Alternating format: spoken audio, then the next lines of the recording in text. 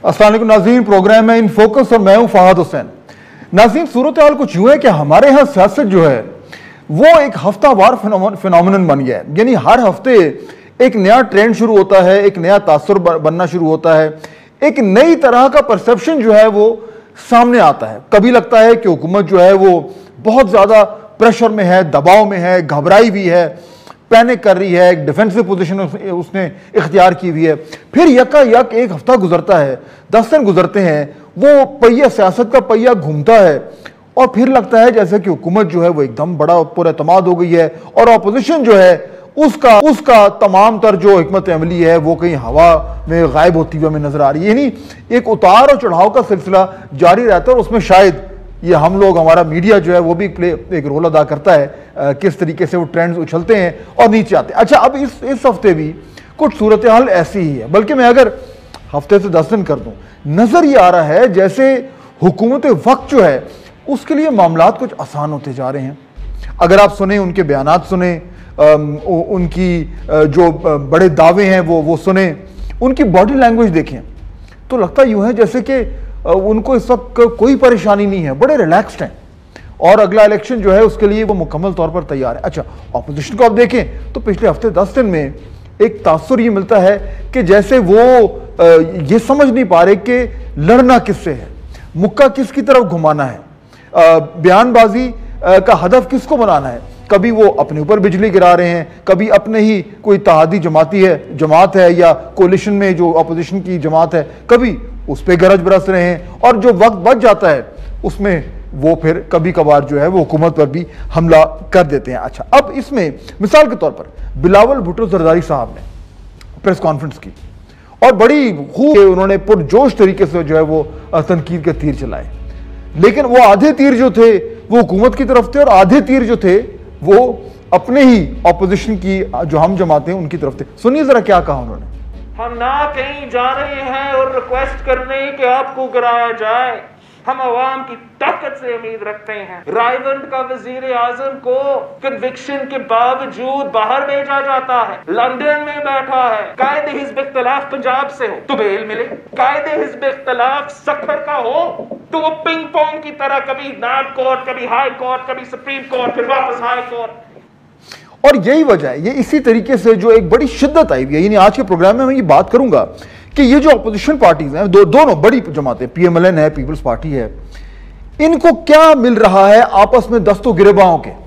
यानी उनको, उनके कलेजे को शायद ठंडक तो मिलती होगी कि वो चढ़ दौड़ते हैं, लेकिन अगर आप मजमूई तौर पर देखें कि उनकी जो जंग है, उनकी जो सियासत है वो गवर्नमेंट के खिलाफ है, लेकिन वो इस तरीके से भिड़ गए आपस में कि आए दिन, यानी ये पहले तो था कि अच्छा जी एक बार उबाल आया खत्म हो गया, लेकिन अब तो ये बाकायदा तौर पर हर दूसरे तीसरे दिन जो है ये इस जंगो जदल का एक नया राउंड शुरू होता है और उसके नतीजे में होता यह है कि तमाम तर फोकस जो है वो गवर्नमेंट और अपोजिशन की जो आपस में जो चपकलिश है उससे हटकर और इस तरफ आ जाता है। आज की, यानी आप हमारा प्रोग्राम भी देख लिए, आज हम इस पर बात करेंगे और समझेंगे कि क्या इशू क्या है, क्यों कर रहे हैं ऐसे, जबकि उन्हें मालूम है, यानी ये बड़े सारे तजुर्बाकार सियासतदान हैं, इन्हें मालूम है कि इस तरह आपस में लड़कर वो हुकूमत को जो है वो एक बड़ा आसान जो है वो टाइम दे रहे हैं और हुकूमत की बयानात में, जैसे कि मैंने कहा, ये रिफ्लेक्ट कर रहा है। यानी वजीर इत्तलात फवाद चौधरी साहब जब बात कर रहे थे आज, तो जरा देखिएगा कितने रिलैक्स लबो लहजे में बात कर रहे हैं और क्या कर रहे हैं, सुनिए जरा। पहले ही नवाज शरीफ साहब के हवाले कर दी थी, बल्कि मरियम नवाज ने PMLN पीपल्स पार्टी के हवाले कर दी थी, वो तो बाद में मुझे लगता है कि कोई तलाक हो गई, लिहाजा मौलाना साहब को अपना कंधा दोबारा पेश करना पड़ेगा। वैसे भी जो है उनके लिए अच्छा है, मौलाना फजलुर रहमान साहब का असल काम भी यही है, वो नकाब वगैरह कराया करें, सियासत तो उनके काम का नहीं है। तो यानी ये आप जो जिस तरीके से बात हो रही है आपको एहसास हो ही रहा है कि गवर्नमेंट जो है वो बड़ी रिलैक्स है और उसमें शायद एक वजह ये भी है कि जो इकोनॉमिक परफॉर्मेंस है उसमें भी उनको एक नया कॉन्फ्रेंस मिल रहा है। जरा बात करते हैं उस पर। आज 3 मेहमान मुझे ज्वाइन करें, मैं तारुफ कराता हूं, उसके बाद फिर ब्रेक लेके प्रोग्राम का जो है वो सिलसिला शुरू करेंगे। उस्मान डार साहब मुझे ज्वाइन करेंगे आज के प्रोग्राम में, सरबराह हैं कामयाब जवान प्रोग्राम के और रहनुमा है पाकिस्तान तहरीक इंसाफ के। नासिर हुसैन शाह साहब सूबाई वजीर इत्तलात हैं सिंध के, पाकिस्तान पीपल्स पार्टी से उनका ताल्लुक है। और जनाब सेनेटर जावेद अब्बासी साहब नुमाइंदगी करेंगे अपनी जमात पाकिस्तान मुस्लिम लीग नवाज की, ये तीनों मेहमान मेरे साथ मौजूद होंगे। आज जरा बड़ी मज़ेदार गर्मा गर्म बहस होगी कि मुल्क की सियासत कहाँ जा रही है, इस छोटी सी ब्रेक के बाद।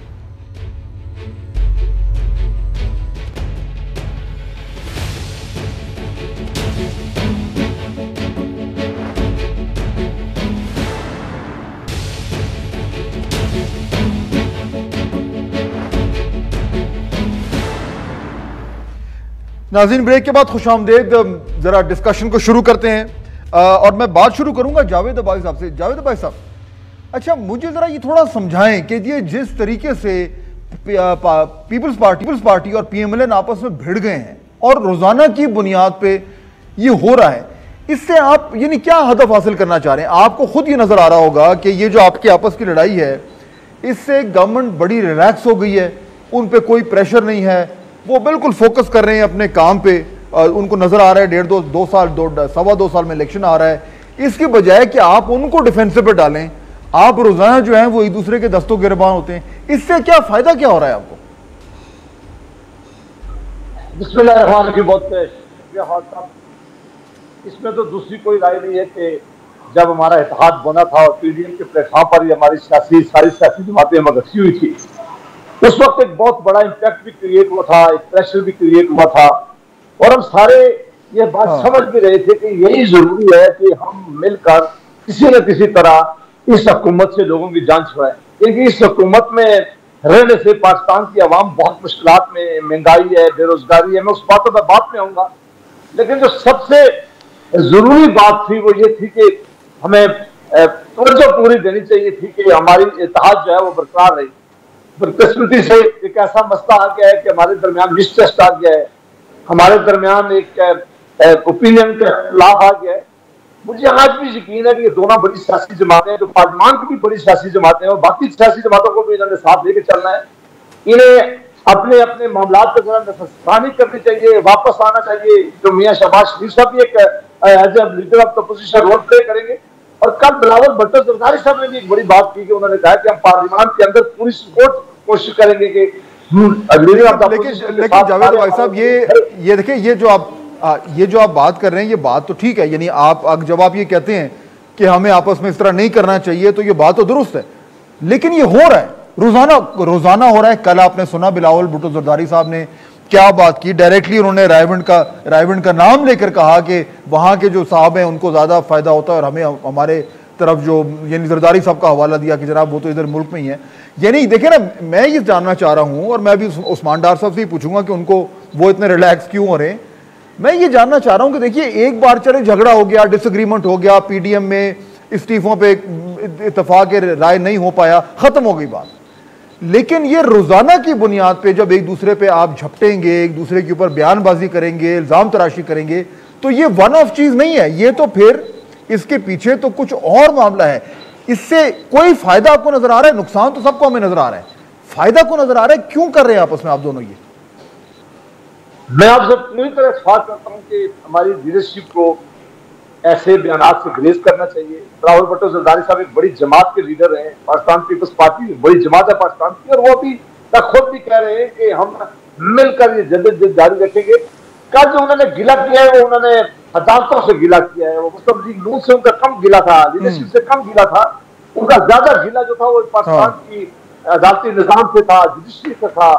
उसको उन्होंने शायद कहा है उनको जरूर ऐसा कि हमें इंसाफ नहीं मिला, और हम चाहते हैं कि उनको भी इंसाफ मिले।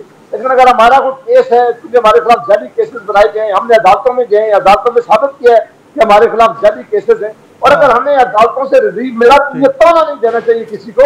मेरी पूरी ये गुजारिश भी और ख्वाहिश भी है कि तमाम पॉलिटिकल पार्टीज को अदालतों में इंसाफ मिलना चाहिए। खुर्शीद शाह साहब जो एक ऐसे केस में है जो बड़ा हम समझे बड़ी ज्यादती हो गई कि 2 साल तो जेल में, वो भी बाहर आए।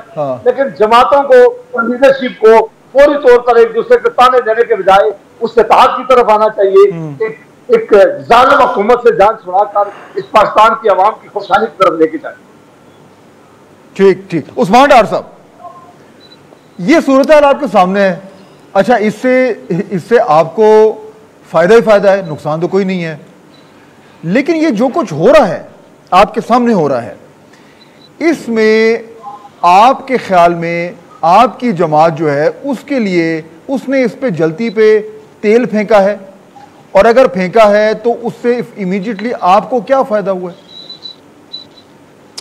देखिए, मैं आपके सामने 2-3 बातें रखना चाहता हूँ। एक, आप कह रहे हैं जी कि हुकूमत रिलैक्स है। देखिए, हम किसी सतह पे इस सेंस में रिलैक्स नहीं है। हमें पता है हमें मईशत को मज़ीद बेहतरी की तरफ लेके जाना है, आवाम को रिलीफ देना है, तो हमारी तमाम तर तवज्जो अपने प्रोजेक्ट्स पर है, गवर्नेंस पर है, आवाम को रिलीफ देने पे है। सबसे बड़ा चैलेंज हमारे लिए हर साल 20 लाख नौजवानों के लिए जो रोज़गार पैदा करना है उसके ऊपर है। वो जब तक जॉब क्रिएशन कर नहीं सकते, जब तक आपकी इंडस्ट्री ऊपर नहीं जाती, आपका कारोबार ऊपर नहीं जाता, मुआशरत बेहतरी की तरफ नहीं जाती। तो अल्लाह ताला का शुक्र है अब जो मुआशी इशारे आपके सामने आ रहे हैं, इंडस्ट्री बेहतरी की जो चल रही है, तो एक तो मैं ये आपके प्रोग्राम में रखना चाहता हूँ। दूसरा, देखिए, ये पहले दिन से ही अवाम की तो ये अपोजिशन किसी मसाइल की निशानदेही कर ही नहीं रही थी। अपोजिशन का तो काम पार्लियामेंट में या पार्लियामेंट के बाद अवाम के मसाइल की निशानदेही करना है। आप ये देखें ना, जिस दिन के ये पार्लियामेंट में आए हैं पीडीएम वाले, हमेशा अपने एनआरओ की बात करते हैं, अपने करप्शन केसेस की बात करते हैं, फलां लीडर अंदर है उसको प्रोडक्शन ऑर्डर जारी नहीं किया गया उसकी बात करेंगे जी, हमारे साथ पॉलिटिकल विक्टिमाइजेशन हो गई है उसकी ये बात करेंगे। तो ये जो सब कुछ आज कौम के सामने आ रहा है, एक दूसरे के ऊपर इल्ज़ाम लगा रहे हैं, भी आप फ़ायदा ले रहे हैं, पीपल्स पार्टी नून लीग को कह रही है भी तुमने फ़ायदा लिया है, वो पीपल्स पार्टी को कह रहे हैं। सेनेट इलेक्शन में कौम को याद दिलाना चाहता हूँ, यूसुफ रजा गिलानी की जीत में ये सारे अब्बासी साहब टाइप ही लोग थे, वो सारे अंदर ऐसे ऐसे हाथ हिला रहे थे पीपल्स पार्टी की जीत पे, और अपने ये हार गए थे इलेक्शन सेनेट के अंदर इनकी हतून नून लीग वालों की। इतना प्यार मोहब्बत चल रहा था पाकिस्तानियों, तो अचानक ये सब कुछ क्या हुआ चंद दिनों में, चंद माह में, कि आज एक दूसरे के ऊपर ये पूरे इल्जाम लगा रहे हैं। आपके ताउन से जीती ना, बाद में पीपल्स पार्टी आपके ताउन से जीती ना, सेनेट का जो चेयरमैन का इलेक्शन था उसमें फिर पीपल्स पार्टी को तो आपको हार गई। पीपल्स पार्टी कहाँ हमारे तावन से जीती है, हारी है इलेक्शन, तो हार गई। माफ कीजिएगा, लीडर ऑफ द ऑपोजिशन की बात कर रहा हूं मैं, लीडर ऑफ द ऑपोजिशन। देखिए, वो जो सेनेटर्स ने भी उनको as a leader of the opposition vote दिया, ये तो चले है इनका मामला, जो समझते हैं नून लीग वाले जी हमारा आना चाहिए था। असल बात थी सेनेट का चेयरमैन वो हमारा आ गया, डिप्टी चेयरमैन पीपल्स पार्टी का आ गया। चले पहले तो कुछ लोगों को ठप्पा लगाने में मसला आया था ना, डिप्टी चेयरमैन सेनेट के ऊपर जो पीपल्स पीटीआई का जीता है वो तो सारे के सारे सही ठप्पे लगे थे, वहां तो अगलों ने अपनी पोजीशन वाजिया कर दी, वो पीटीआई के साथ खड़े हैं। तो इनको अपनी सफ़ों में देखना चाहिए, इनको अपनी वो क्या कहते हैं पंजाबी में मंजी के नीचे डांग फेरनी चाहिए, हो क्या रहा है हमारी सफ़ों में। अब देखिए, मज़ेदार बात यह है कि ये एक दूसरे के ऊपर इल्ज़ामात लगाते हैं। अभी नासिर शाह साहब आएंगे, वो पूरी एक गर्दान सुनाएंगे जी, मरियम बाहर निकल आई, मियाँ नवाज शरीफ बाहर चले गए, शहबाज शरीफ को रिलीफ मिल गया। जबकि पीपल्स पार्टी के भी रहनुमा देखें, इनमें से सजा काट कौन रहा है? मुराद अली शाह हैं, उनके ऊपर जेआईटी में बिल्कुल कैटेगोरिकली नाम आया, वो बाहर हैं। सुनते जाएं जरा, इम्तियाज शेख के ऊपर केसेस हैं, वो बाहर हैं, शर्जील मेमन के ऊपर केसेस हैं, वो बाहर हैं, सईद गनी के ऊपर केसेस हैं, वो बाहर हैं। उस्मान डार साहब, मैं जो नुक्ता रख रहा था वो मैं ये रख रहा था, मैं जावेद भाई साहब से भी यही पूछना चाह रहा था।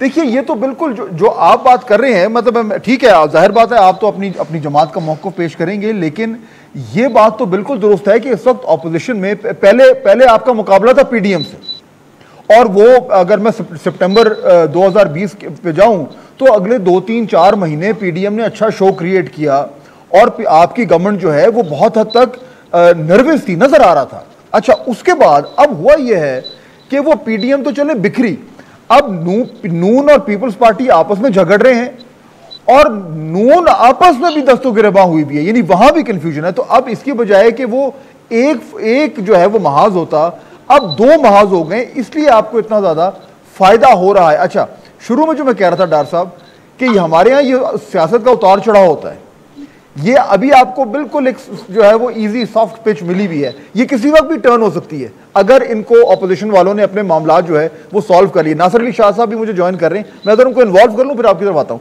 शाह साहब अस्सलाम वालेकुम। अच्छा, अभी थोड़ी देर में आ रहे। तो उस्मान डार साहब, तो मेरा नुक्ता यह है कि अभी आपको रिलीफ मिला हुआ है, लेकिन ये रिलीफ जो है वो आर्जी हो सकता है, और उसके बाद आप पे फौरन दबाव फिर आ जाएगा, मतलब ये आपके ज़हन में होना चाहिए। देखिए अपोजिशन कभी भी हमारे लिए खतरा नहीं थी, पहले दिन से हम देखिए जिस तरह मैंने आपको पहले कहा, अपने अपने केसेस का इनके अपने अपने मफादात थे, इकट्ठे थे ही नहीं ये पीडीएम में। पीडीएम तो पहले ही अंदरूनी तौर पे बिखरी पड़ी थी। पीडीएम की कमांड किन लोगों के पास है? मौलाना फजल रहमान जो खुद पार्लियामेंट से बाहर हैं, पीडीएम के सरबरा बने हैं। मरियम नवाज साहिबा खुद पीडीएम से पार्लियामेंट से बाहर हैं, पीडीएम के अंदर उनका बयानिया चलता है नून लीग से। मियां नवाज शरीफ जिनका असल बयानिया पीडीएम लेके आगे बढ़ रही है, वो भी पार्लियामानी सिस्टम से बाहर है। तो वो तीनों लोग, सुने जरा एक सेकंड, देखिए तीनों लोग जो इस वक्त ड्राइव कर रहे हैं पीडीएम को, नवाज शरीफ, फजलुर रहमान, मरियम नवाज, वो तीनों तो पार्लियामानी पॉलिटिक्स से बाहर हैं। इसलिए वो चाहते हैं निजाम लपेटा जाए। शहबाज शरीफ जो कि पार्लियामानी निजाम का हिस्सा है, उनके साथ जो एमएनएज हैं, बिलावल को ले लें, सबको ले लें। ये क्यों आज पार्लियामेंट की पॉलिटिक्स की बात कर रहे हैं, बजट की बात कर रहे हैं? उस्मान डार साहब, पीडीएम को अब आप सीरियसली तो नहीं ले रहे? पीडीएम मेरे ख्याल में तो बिल्कुल गैर। मुझे आप फहद आप बताएं, आप मेरी बात कर रहे हैं, आप मेरी बात कर रहे हैं, आप फहद आप दिल पे हाथ रख के बताएं, आप इन्हें सीरियस ले रहे हैं? आज पाकिस्तान का मीडिया पीडीएम को सीरियस ले रहा है, जो इन्होंने पाकिस्तानियों के साथ मजाक किया। तो आप सीरियसली ले रहे, तो मैं कैसे सीरियस ले सकता हूं? हम तो इनकी फातिहा पढ़ चुके हैं। NA 249 के इज्तिमाई फातिहा हानि हुई थी पीडीएम की, वो तो दफनाई जा चुकी है। अब ये पता नहीं पीडीएम की कोई बात रू है, मुझे लग रहा है आपको नजर आ रही है, वरना इनकी कहानी खत्म हो गई है। जावेद भाई साहब, ये सूरत हाल है सामने। अब देखे ना उस्मान डार साहब, आपको उनकी बॉडी लैंग्वेज नजर, अगर आपको कुछ नजर नहीं आया, लेकिन आप सुन पा रहे हैं, वो रिलैक्स्ड हैं, वो हंस रहे हैं, उनके चेहरे पर इस टाइम कोई टेंशन नहीं है। 8 से 3-4 महीने पहले तक उनके और उनके साथियों के चेहरे पे फिक्र थी, यानी ये वो माने या ना माने, जब उस वक्त जलसे जुलूस रूज पे जा रहे थे तो यहां पे पैनिक था। अब वो बिल्कुल रिलैक्स्ड हैं, और ये उनके रिलैक्स होने में आपका बड़ा अहम रोल है जावेद भाई साहब, यानी आपकी जमात का और अपोजिशन जमातों का। ये एहसास हो रहा है आपको? इसमें कोई शक नहीं आज साहब कि आपने अपनी बात में भी कहा है, और मैं खुद भी समझता हूँ कि जब पीडीएम के प्लेटफॉर्म पर सारी सियासी जमातें इकट्ठी थी, पीडीएम के जलसे शुरू हुए और फिर लॉन्ग मार्च का भी फैसला किया गया, और उस वक्त कहा गया कि रेजोल्यूशन करेंगे। उस वक्त एक भूचाल सा बिल्कुल आया हुआ था, और लग रहा था कि हुकूमत किसी वक्त भी गिर जाएगी, और ये गिरने के बड़ी करीब पहुंच गई थी। और अगर हमारा कोई भी दूसरा स्ट्रेटेजी का दूसरा हिस्सा था, अगर हम रिजर्वेशन में इकट्ठे दे देते तो फिर भी खत्म हो जाती थी, और अगर लॉन्ग मार्च भी हम सारे इकट्ठे करके इकट्ठा कर लेते तो फिर भी इनका रहना मुश्किल हो गया था। तो इस बात की हद तक तो मैं जरूर मानूंगा कि हमारा जो मिसट्रस्ट पैदा हुआ है बड़ी दो सियासी जमातों के दरमियान, पीडीएम के दरमियान, वो इनको जरूर एक आप ये कह सकते हैं कि इनको कुछ सांस मिली है, और आज शायद इसीलिए डार साहब हमें ताने भी दे रहे होंगे। लेकिन असल मसला इनको गिराने से भी ज्यादा असल मसला ये था कि डार साहब से मैं खुदबाना तौर पर ये पूछना चाहूंगा कि इस कौम का क्या कसूर है जिससे आपने वादे किए थे? इस कौम के साथ जो आपने कहा था कि गुर्बत खत्म करेंगे, बेरोजगारी का खात्मा होगा, खुशहाली इस मुल्क के अंदर आएगी, हमारे यहाँ आएंगे तो बहुत बड़ी इन्वेस्टमेंट पाकिस्तान में आ जाएगी, वो जिन्होंने आटे वो तो पूरी नहीं कर सके, और पेट्रोलियम की कीमतों में जिन्होंने जाके डाले हैं, उन लोगों का क्या होगा? वो जो पैसा निकाल के लेके गए। और ये बातें वास्तव मैं नहीं कह रहा, जिस दिन इन्होंने अपने वजीर खजाना हफीज शेख साहब को निकाला, उस दिन इन्होंने उन पर इल्जाम लगाया कि हम उनको इसलिए आज फारिग कर रहे हैं कि वो डिलीवर करने में नाकाम हो गए हैं। वो लेकिन ये तमाम तर चीजें आपने हाईलाइट करनी थी ना जावेद भाई साहब, यही वो मामला थे जिसकी बुनियाद पे आपने पीटीआई की गवर्नमेंट को डिफेंसिव पे डाला हुआ था, बैकफुट पे डाला हुआ था।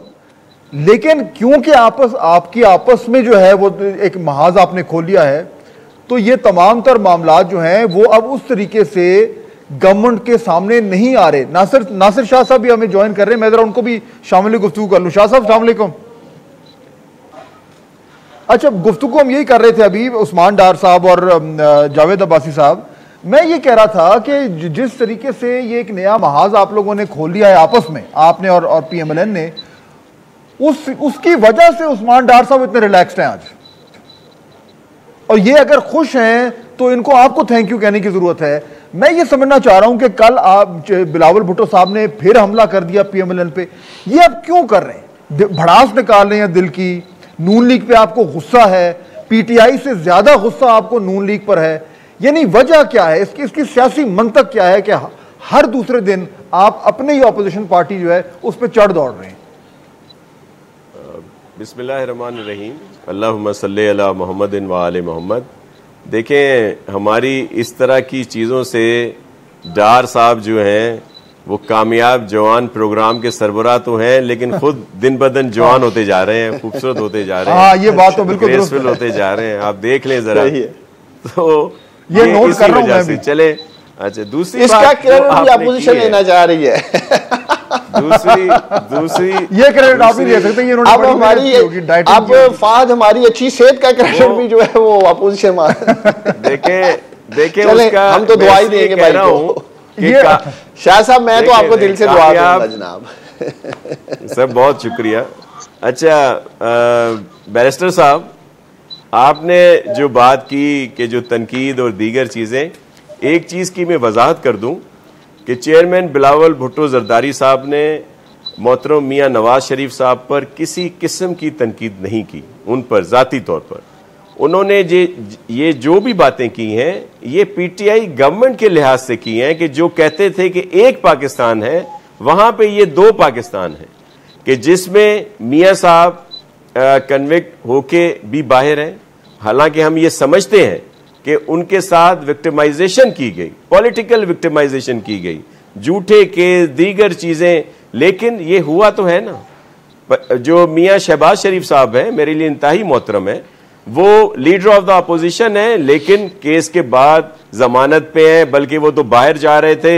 हमें तो उस पर भी हमने कहा कि उनको क्यों नहीं जाने दिया गया। मेरी काबिल एहतराम बहन मरियम साहिबा, उनके लिए कोर्ट्स के आर्डर है कि इनको गिरफ्तार करने से 15 दिन पहले या महीना पहले आपको इन्फॉर्म करना होगा। और दूसरे पाकिस्तान जो है उसमें खुर्शीद शाह साहब जो हैं, जिनको एहतसाब अदालत ने बरी कर दिया, उनको अभी तक नहीं छोड़ा गया।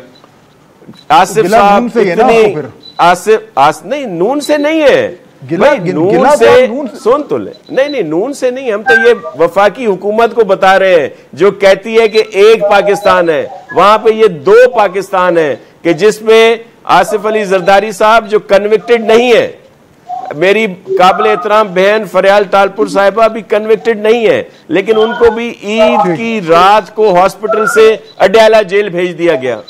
आसिफ अली जरदारी साहब के साथ जिस तरह का वो है, वो भी आप सबके सामने, लेकिन चेयरमैन ने मियां साहब के खिलाफ उनके ऊपर कोई तनकीद नहीं की। इसकी मैं वजाहत करना चाहता हूं। लेकिन ये मैं जरा ब्रेक ले लूंगी, लेकिन तनकीद ठीक नहीं है, लेकिन आप यानी एक तीर से दो शिकार कर रहे हैं। या आप नून के कंधे पे रख के पीटीआई के ऊपर तोप चला रहे हैं, या पीटीआई के कंधे पे रख के नून पे तोप चला रहे हैं। बहरहाल मैं आता हूं आपकी तरफ। शाह साहब, मैं ब्रेक ले लूं, जरा ब्रेक लेते हैं, नाज़रीन वापस आते हैं तो जरा थोड़ा सा मजीद बात करेंगे कि ये जो नया महाज खुला हुआ है, इसमें ये कब थमेगा और हुकूमत पे गोलाबारी अपोजिशन की तरफ से कब शुरू होगी बाकायदा तौर पर, अगर होगी तो। ब्रेक के बाद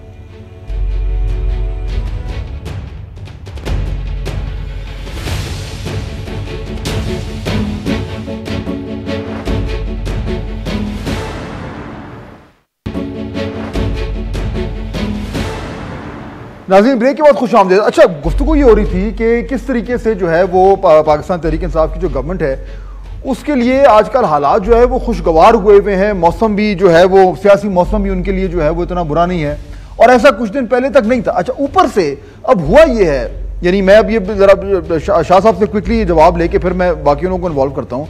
शाह साहब, हुआ ये है कि जो रही से कसर रह गई थी, जो आप लोगों ने छोड़ दी थी, वो इस तरीके से पूरी हो गई कि जो 3.9 का जो ग्रोथ रेट आ गया है, इससे हुआ यह है कि गवर्नमेंट कह रही है देखें आप तो 2-2.5 साल 3 साल जो आपने हमारे ऊपर जो है वो एक दबाव डाला हुआ था कि जी हमें काम करना नहीं आता, हमें हुक्मरानी नहीं आती, हम इकॉनमी हमने तबाह कर दी है, हम जो नालायक हैं, वो तमाम का तमाम बयानियां अब इन्होंने उल्टाना शुरू कर दिया, क्योंकि 3.9 का जो फिगर है ये वाकई में हैरान कुन है।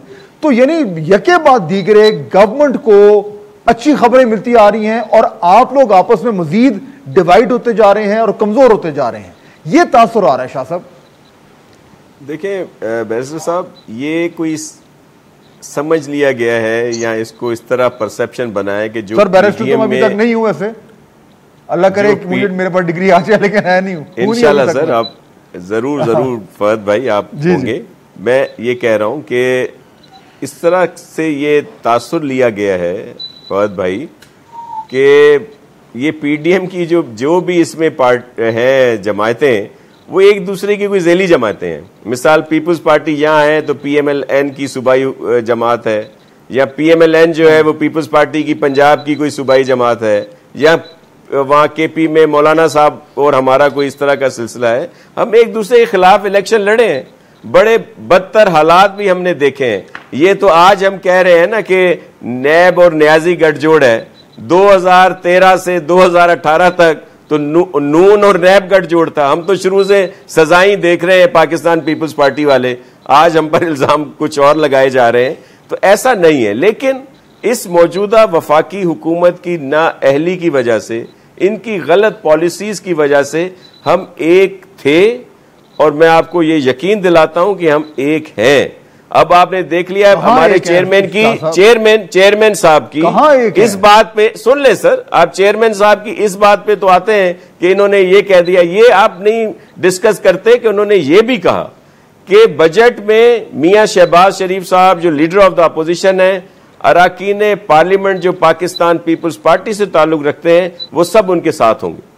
तो इसी तरह ये हमारी आपस में गर्मा गर्मी जरूर रहेगी, एक दूसरे की हम ज़ैली तंजीमें तो नहीं है, लेकिन एक सियासी वर्कर होने के नाते मैं ये सोचता भी हूं और मुझे यकीन भी है कि हम सबको साथ मिलकर इस हुकूमत के खिलाफ बात करनी। ये जो आप आदाद और शुमार बता रहे हैं, ये जो आदाद और शुमार बता रहे हैं, ये सारे झूठ के पलंदे हैं। क्या इनका असर ट्रिकल डाउन हुआ है? क्या आज तो एक आदमी उसका हर दूसरा दिन बदतर से बदतर होता जा रहा है, और इनके वुज़रा साहिबान जो है वो फैक्ट्स और फिगर बता रहे हैं। इनको आम आदमी की मुश्किल का पता ही नहीं है कि वो जिंदगी कैसे गुजार रहा है। और मैंने ये जो बात की थी उस्मान भाई के लिए कि ये कामयाब जवान प्रोग्राम जो है, इसमें पाकिस्तान के जवान तो कामयाब नहीं हो रहे, लेकिन ये खुद माशाल्लाह जवान होते जा रहे हैं। तो ये सारे फिगर जो है ये ऐसे ही है, हवा में है। उस्मान डॉक्टर साहब, आपकी जवानी हजम नहीं हो रही शाह साहब को, मुझे लग रहा है बार बार।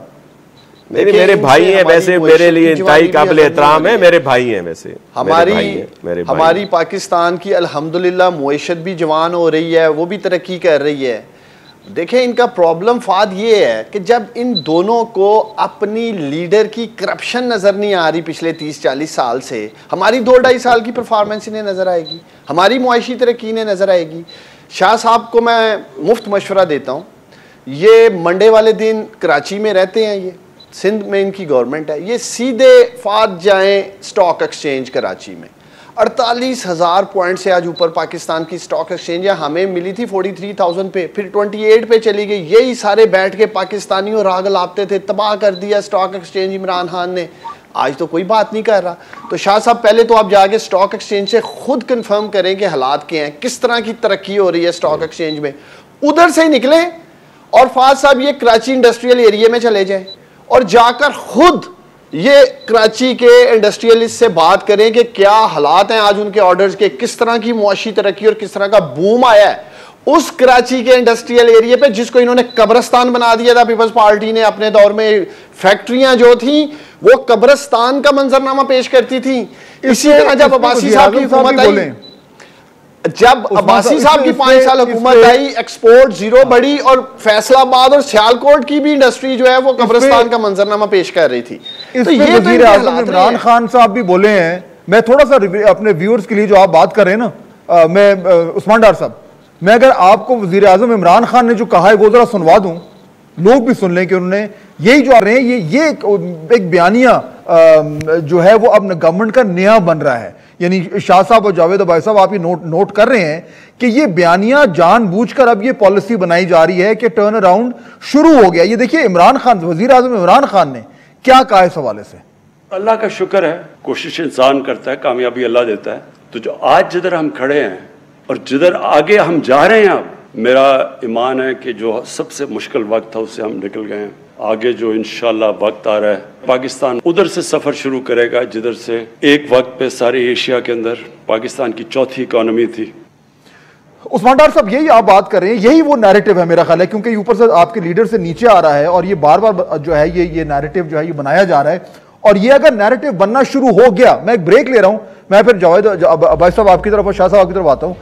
मेरा ये कहना है कि अगर ये जिस तरीके से ये अभी उस्मान डार साहब बात कर रहे हैं, उससे पहले वजीर आजम साहब ने बात की, ये जो नया बयानिया है अगर ये बनना शुरू हो गया उस तरीके से जैसे कि पिछले 2-2.5 साल में ये बयानिया बना था कि ये गवर्नमेंट जो है ये इनकॉम्पिटेंट है, अगर ये बयानिया बन गया और अपोजिशन इसको तोड़ ना पाई तो इलेक्शन में फिर अपोजिशन के लिए, पीपल्स पार्टी पीएमएल के लिए मुश्किल होगी। ये बड़ा क्रूशियल वक्त आ रहा है। मैं जानना चाहूंगा कि अपोजिशन इसको समझ रही है, कितना इंपॉर्टेंट टाइम आ रहा है। ब्रेक लेते हैं, फिर बाकी दोनों मेहमानों से बात करते हैं।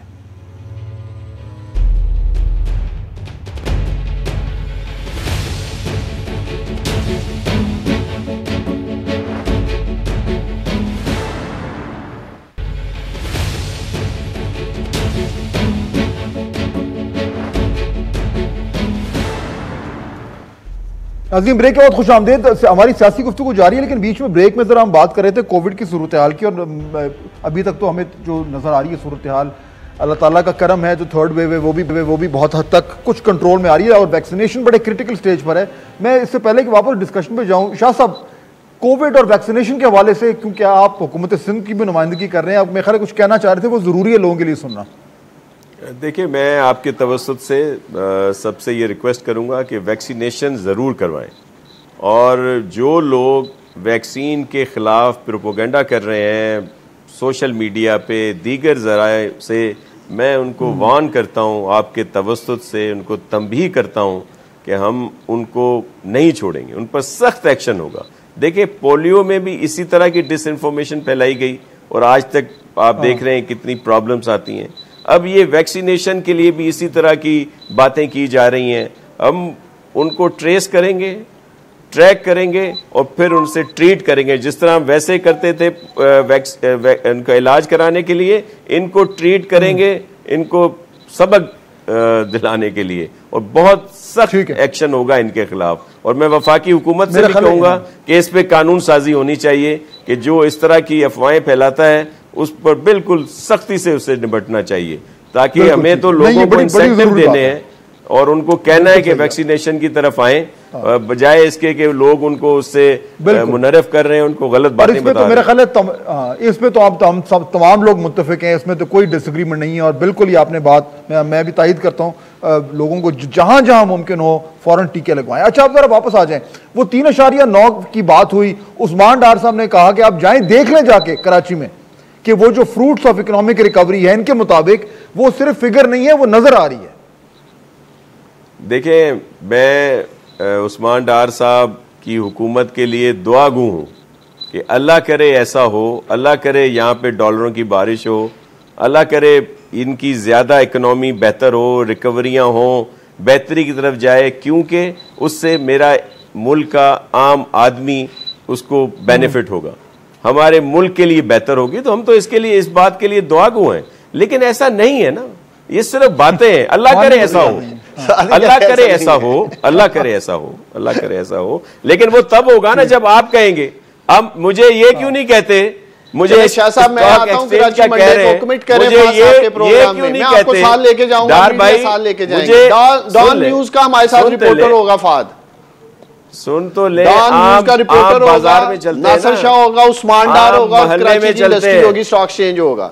जी जी बिल्कुल बिल्कुल, एक मिनट, आम मोहल्ले में चलते हैं, आम गली में चलते हैं, बाजार में चलते हैं, वहां पे लोगों से पूछते हैं कि वो ठीक है। शाह साहब 5 करोड़ लोग आपकी जिम्मेदारी है, भाई मेरे शर्मिंदा हो जाओगे गली मोहल्ले में, मैं गया कराची के, वो आपकी जिम्मेदारी है, इनको बताएं 18वीं तरमीम के बाद डॉलर आप इतना बढ़ा देंगे, ऑयल प्राइसेस बढ़ा देंगे, तो हम क्या करेंगे? इनका असर प्लीज इनको बताएं नासिर शाह साहब को कि सिंध के अंदर महंगाई, इन्फ्लेशन इनका सब्जेक्ट है, इनकी जिम्मेदारी है। 18वीं तरमीम के बाद सूबे आजाद हो चुके हैं हर मामले में, तो लिहाजा अगर पंजाब में भी, अगर पंजाब, पेशावर, कोयटा में, सर एक मिनट, अगर पंजाब, पेशावर, कोयटा में चीजें सस्ती हैं तो फिर हमारा कसूर है। अब भागना नहीं है, बिल्कुल अब हमारा कसूर है। आपने भागना नहीं है, हम जाएंगे सर, एक कराची के गली में जाएंगे, सिंध गवर्नमेंट अगर बाजारों में जाएंगे तो वहां महंगाई जो है वो आपके गले पड़ेगी। जावेद, अगर सिंध में चीजें महंगी है सिर्फ, तो हमारा कसूर है सर। लेकिन अगर पूरे मुल्क में महंगी है तो वो भी सिंध के ऊपर इल्जाम लगा दें। ये इनका तो काम ही ये है, इल्जाम और इंतकाम। पंजाब से महंगा है, गंदम पंजाब से महंगी है, तो आप तो महंगे हैं पूरे पाकिस्तान में, वाज ना कर ले। जावेद वाले नुमाइंदे पूरे पाकिस्तान में देख ले जाके। डिस्कशन में आप डिस्कशन में हिस्सा डालें। ये इकोनॉमिक ग्रोथ रेट का बयानिया बनना शुरू हो गया है और ये आपके एक्सपेंस पे हो रहा है, ये आपको नुकसान होगा इस बयानिए का। एक तो नासिर शाह साहब ने जो कौम से अपील की है, मैं पूरी तरह उनकी आवाज के साथ आवाज में रहता हूँ। मैं भी रिक्वेस्ट करूंगा आपके प्रोसेस से और आपके प्रोग्राम के जरिए कि लोगों को फौरी तौर पर वैक्सीन के लिए जाना चाहिए और जो प्रोपेगेंडा है इस पर काम नहीं करने चाहिए। यही दुनिया ने किया और दुनिया ने अपने मुल्क को महफूज बनाया है और अपने अवाम को हमें भी करना चाहिए। ये जो वज़ीर-ए-आज़म पाकिस्तान है, इनमें बड़ा कमाल है कि ये नन इश्यूज को आगे लेके आते हैं जब बड़े मेजर इशू होते हैं उनसे तवज्जो हटाने के लिए। आपने देखा होगा कि एक दफा इन्होंने बड़ा कौम को मुबारकबादें दी, रमजान का महीना था, कहा नफल पढ़ो, समुद्र से तेल निकलने वाला है, इतना तेल आएगा कि हम सऊदी अरेबिया, कतर और बाहरी ममालिक को छोड़ के चले जाएंगे। और बाद में पता चला कि ये बिल्कुल बात गलत थी, वहां से तेल नहीं निकला। फिर कुछ अर्सा गुजरा तो वज़ीर-ए-आज़म पाकिस्तान ने कहा कि मैं आपको इकॉनमी की सबसे बेहतर पोजीशन बताता हूँ कि इकॉनमी मुल्क की किस तरह ठीक होती है। फिर उन्होंने कहा कि आप कट्टे रखें, आप मुर्गियां रखें, आप अंडे पालें, आप देसी मुर्गियां रखें। उन्होंने कहा कि ये मैं माशी पॉलिसी दे रहा हूँ, मैं पूरे पाकिस्तान में दूंगा। आपने देखा कि उसका क्या हाल निकला। फिर तीसरी दफा जब वज़ीर-ए-आज़म पाकिस्तान ने कहा कि ये डॉलर की बारिश होगी, दुनिया का इन्वेस्टर हमारे मुल्क में आएगा, आपने देखा कोई इन्वेस्टर नहीं आएगा, वो नहीं हुआ सारा कुछ। जो भी फिगर हो ठीक, अभी जो भी फिगर हो, मसला क्या है? मसला है कि पाकिस्तान की आवाम में सख्त महंगाई है। आप गैस की प्राइसेस देख लें, आप पेट्रोलियम की प्राइसेस देख लें, आप इलेक्ट्रिसिटी की प्राइस देख लें, आप रोजमर्रा की चीजें देख लें, वो इतनी महंगी है। और दवाइयां देख लें, 300 से 500% महंगी हो गई है। इसलिए यहाँ चीनी में पैसा, बिल्कुल वो बात ठीक है, लेकिन मेरा जो नुक्ता था ना, जहाँ पेट्रोलियम में पैसा कमाया गया है और अरबों रुपए डाला है जावेद भाई साहब, मेरा नुक्ता ये था कि अभी है महंगाई, अगर कल को इन्होंने कंट्रोल कर लिया तो फिर आप क्या कहां जाएंगे? मेरा तो ये नुक्ता है, अगर ग्रोथ रेट चलती रही, इन्होंने 1.5-2 साल में महंगाई कंट्रोल में कर ली, तो फिर आप लोग किधर जाएंगे? फाद साहब, अगर इस मुल्क के लोगों में खुशहाली आ जाए, अल्लाह करे ये ऐसा कर सके, हम इन्हें मुबारकबाद देंगे। लेकिन हमें पता है कि जिस हुकूमत ने 4 वज़ीर खजाना बदले हैं और बजट से पहले वज़ीर खजाना बदल किए, अच्छा चल, अभी जो वज़ीर खजाना नए आए इन्होंने इनके बारे में क्या बातें की है? ये सारे स्लोगन है, ये सारे वो नरे हैं। ओके, अच्छा मेरा वक्त खत्म हो रहा है, अगर आवाम को ठीक है, मेरे पास वक्त खत्म हो रहा है, फिर हम कहेंगे कि इनको मुबारकबाद देंगे। ठीक है, मेरे पास वक्त खत्म हो रहा है। फाइनल मैं सिर्फ ये जानना चाहूंगा, देखिए इस बुनियाद पर आज फवाद चौधरी साहब ने ये ऑफर दी है, ये मेरे ख्याल हम सुनवा भी दें, उन्होंने ये ऑफर दिया है कि हुकूमत जो है वो अपोजिशन के साथ बैठकर गुफ्तगू करने तैयार है, मुज़ाकरात करने के लिए तैयारी। सुनवाइएगा फवाद चौधरी साहब ने क्या कहा था। अपोजिशन के साथ ताल्लुकात कार में बेहतरी चाहते हैं हम। पहले भी जो इसके ऊपर जो इस्लाहात के ऊपर बातचीत करना चाहते थे, हम अब भी बातचीत करने के लिए पूरी एफर्ट कर रहे हैं। ज़ाती तौर पे मैं समझता हूँ कि अपोजिशन का पाकिस्तान में बड़ा अहम रोल है, हम उस रोल को तस्लीम करते हैं और हम समझते हैं कि इलेक्शन इस्लाहात जैसे अहम मामलात के ऊपर, अदालती इस्लाहात जैसे अहम मामलात के ऊपर अपोजिशन को हुकूमत के इक़दामात का साथ देना चाहिए। और इसकी बुनियाद पर नाज़रीन अब सियासत जो है देखते हैं कि किस तरफ जाती है। वक्त में ख़त्म हो गया है। मैं तीनों मेहमानों का शुक्रगुजार हूँ। आपसे मुलाकात होगी कल। अल्लाह हाफ़िज़।